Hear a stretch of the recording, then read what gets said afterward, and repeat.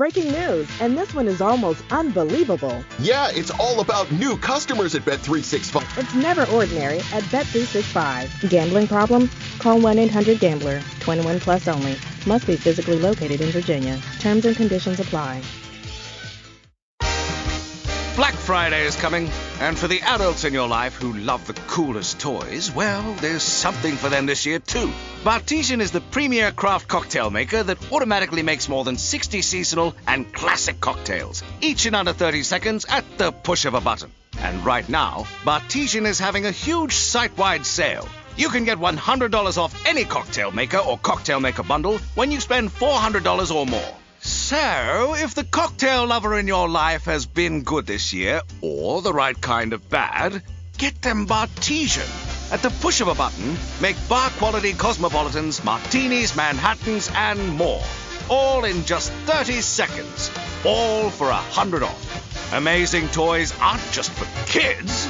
Get $100 off a cocktail maker when you spend $400 through Cyber Monday. Visit bartesian.com/cocktail.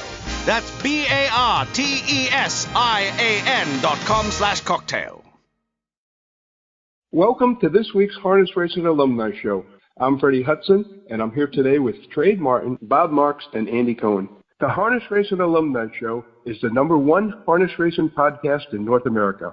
We have sponsorships and advertising spots available.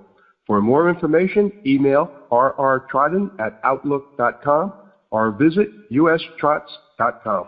The statements and opinions of our guests are their personal opinions and beliefs, and it does not necessarily represent the opinions of the Harness Racing Alumni Show or of its host.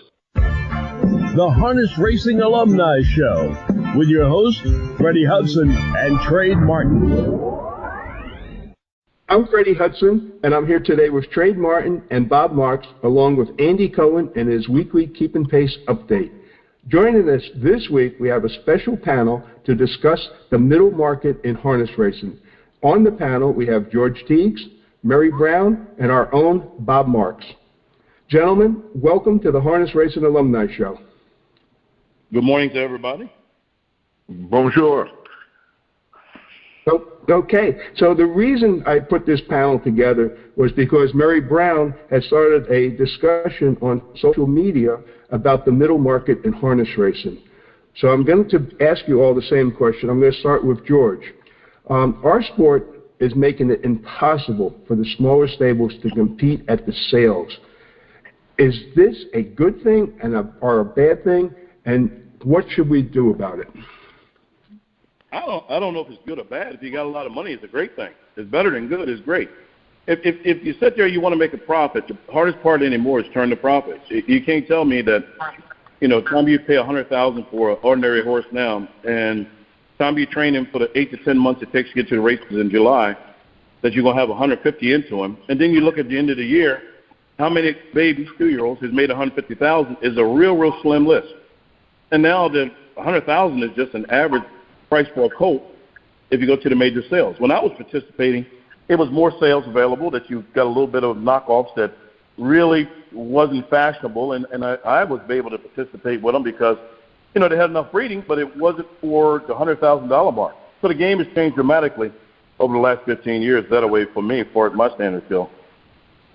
Okay. Murray, I'm going to ask you the same question. Our sport is making it impossible for the smaller stables to compete. Is this a good thing or a bad thing, and what are your thoughts on it? Firstly, I don't believe that's so. I think it perhaps makes it a little more difficult for the small stable to compete, but I don't think it's near impossible. Secondly, I think in terms of the middle market, there's hardly any middle market anymore. It's either the high-priced ones or a huge number of lower-priced ones. But therein, I believe, exists value. As Blair Burgess pointed out on Facebook in response to my initial post, the person who goes and buys the yearling from anywhere from, say, $10,000 to $40,000 without overloading himself with stakes payments at 2, just makes him eligible to the sire stakes wherever it's eligible. So the stakes payments are minimal. He keeps the horse nearby.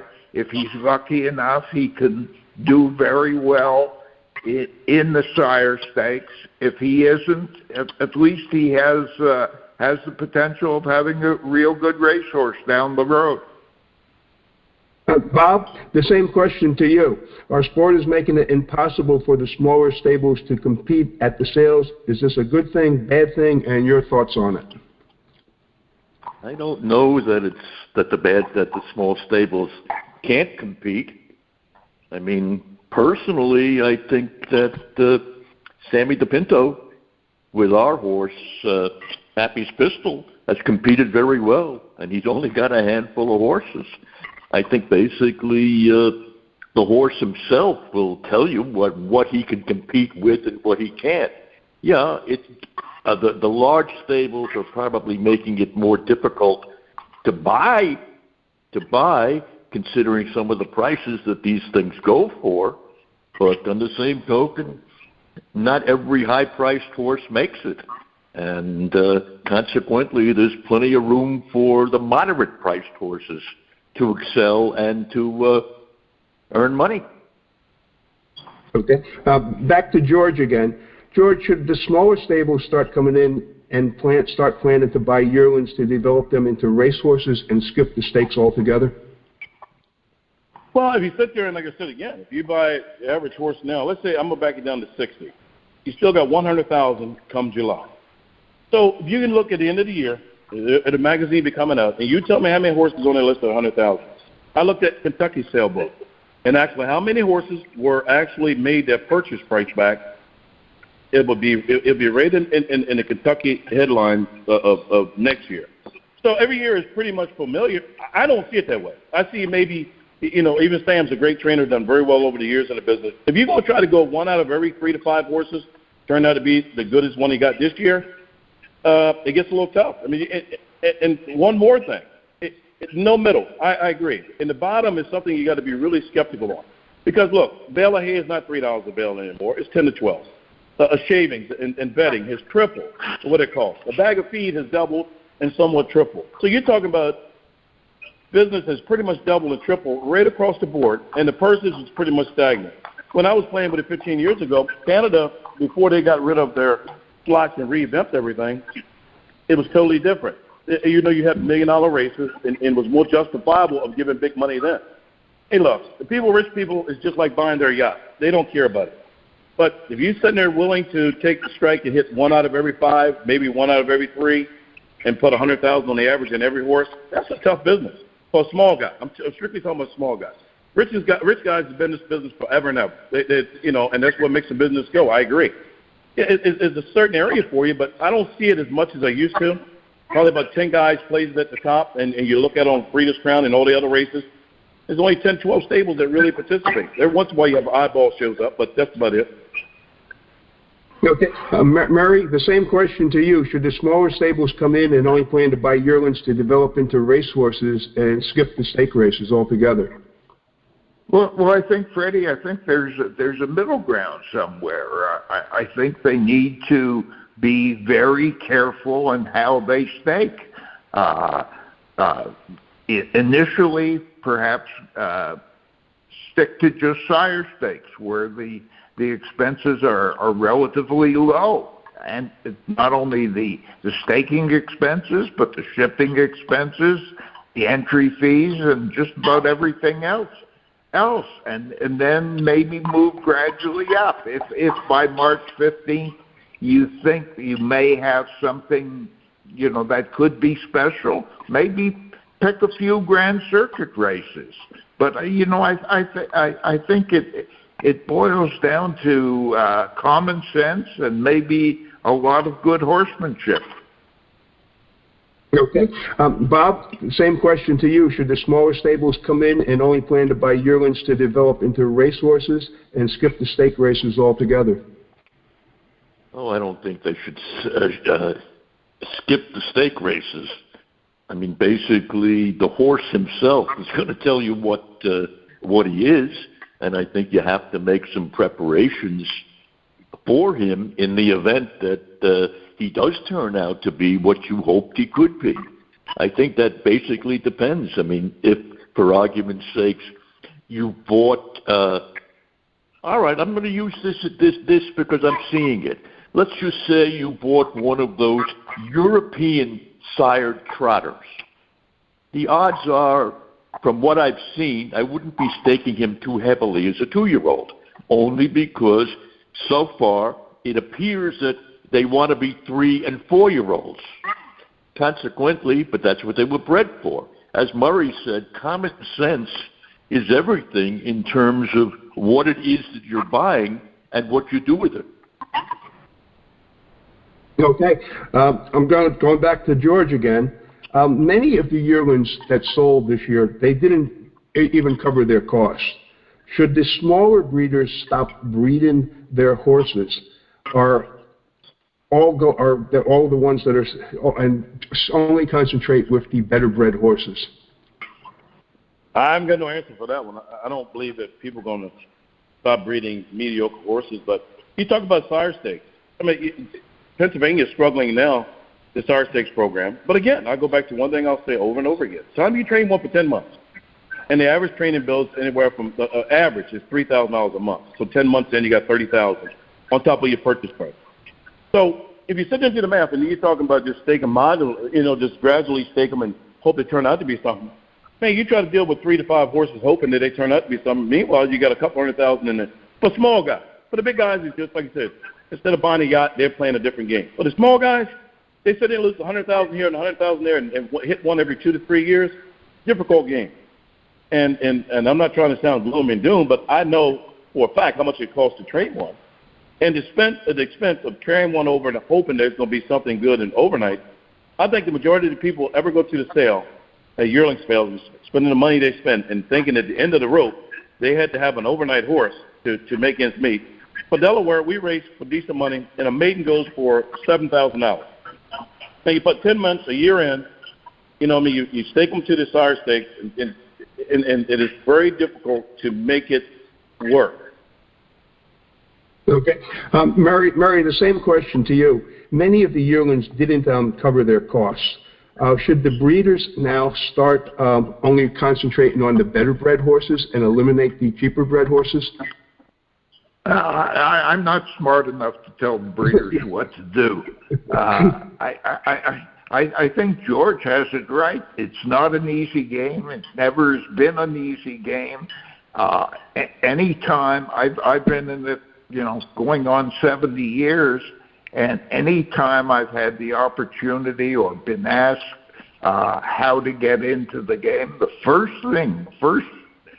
few words that are out of my mouth is invest only what you can afford to lose, because there's a decent chance you're going to lose it. Now, you can have a lot of fun, and there's a chance that you may be successful, but there are more losers than there are winners. There's eight horses in the race, only one wins it. Okay, Bob, the same question to you. And the question was? Okay. Many of the yearlings didn't cover their costs. Should the breeding basically concentrate on the better bred horses and eliminate the cheaper bred horses? I don't know how you can eliminate cheaper bred horses. I don't even know what the definition of that is. I mean, very often you're going to find a very moderately priced horse becomes a great one. Hey, does anybody really think that they could have picked at some beach somewhere would become an all-time superstar and a super sire, and possibly even the greatest sire of sires that we've ever seen? Yet, at the time he was purchased, he was just a nice horse. He was a nice Mach 3 colt who was purchased strictly to race in Canada. Now, I don't think you can figure any of that. I think basically Murray said, it's the horsemanship. And if you're good enough to find them, so be it. Okay. My next question, back to George again. One of the things that I hear from many owners and trainers, they go to the sale They have $100,000 to buy a horse, and they can't compete against the partnerships, and they end up leaving with nothing. What are your thoughts on that? I agree. That has been the biggest game changer of this business. And look, I think the breeders got to love it. You know, they're competing big money against big money. Now, one guy might have, you know, the big stables, they might have 20, 30 clients. And I'm talking about the Burks and the Alanyas, and it's like 10, 12 of them guys that have a bunch of clients. They partner up with big money and trying to compete with something that you like.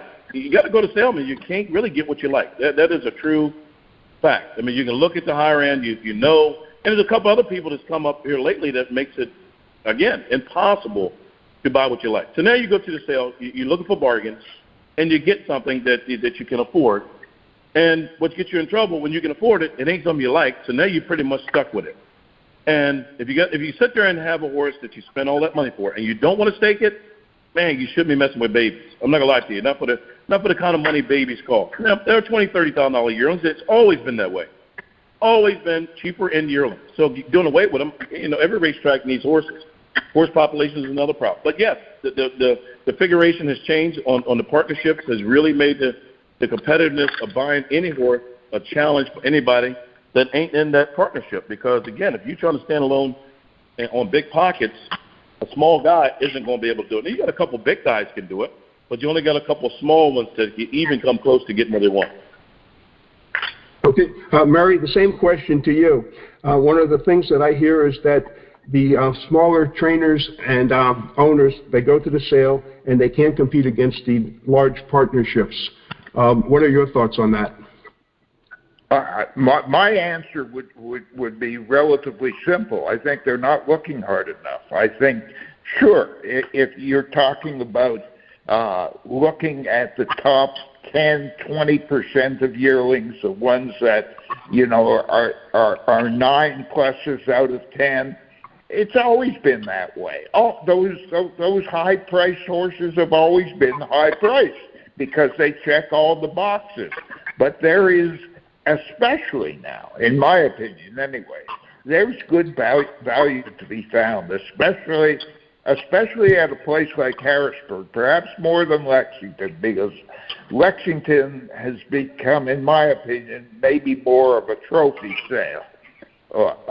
Whereas you dig deep at Harrisburg, and you know, I haven't looked at the individuals, but there were maybe hundreds, or at least 100 very well-bred horses that brought in the area of 20,000, sometimes even less, sometimes a little more. But I think those horses are there.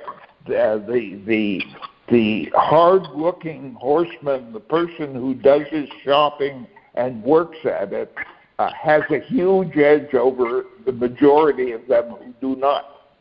Okay, Bob, the same question. One of the things that I hear is that the smaller stables can't compete against the partnerships on buying the yearlings. Your thoughts on that?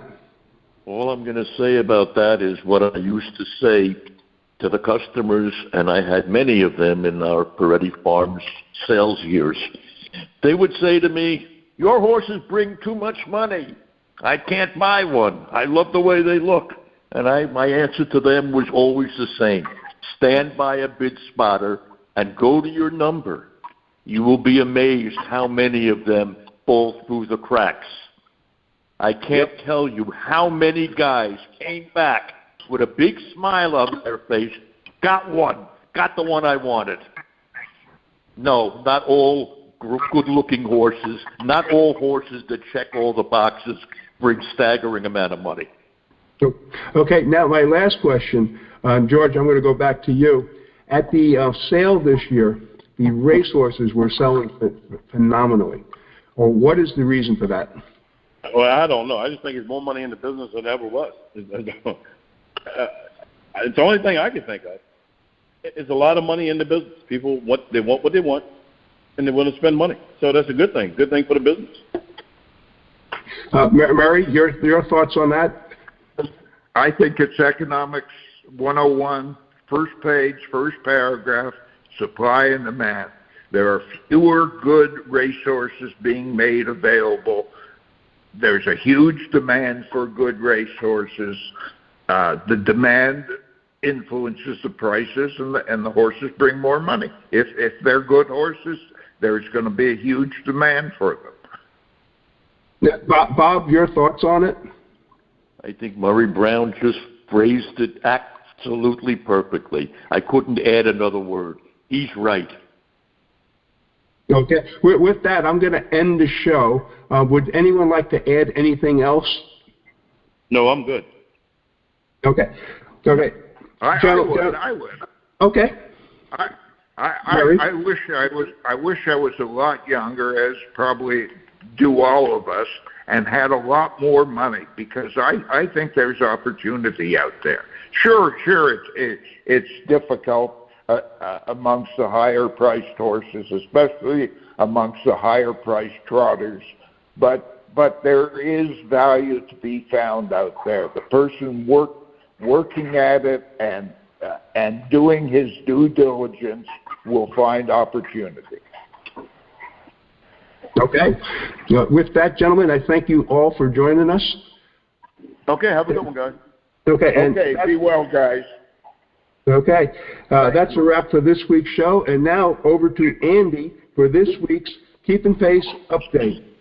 Thanks, Fred. It's going to be a short column this week at Keeping Pace. I'm going to do a little Thanksgiving tribute. I'm going to look back on feedback we've received from the David Siegel interview, which we posted and published this week. So something to lead everyone into the Thanksgiving week. I hope you guys have a safe and happy holiday, and I'll talk to you on the flip side. Thanks, Fred. Thank you, Andy. The Harness Racing Alumni Show is the #1 harness racing podcast in North America and is listened to worldwide on multiple platforms, including Spreaker, iHeartRadio, USTrots.com, HarnessLink, Google Podcasts, and many others. To our audience, thanks for listening, and please join us again next week. The Harness Racing Alumni Show.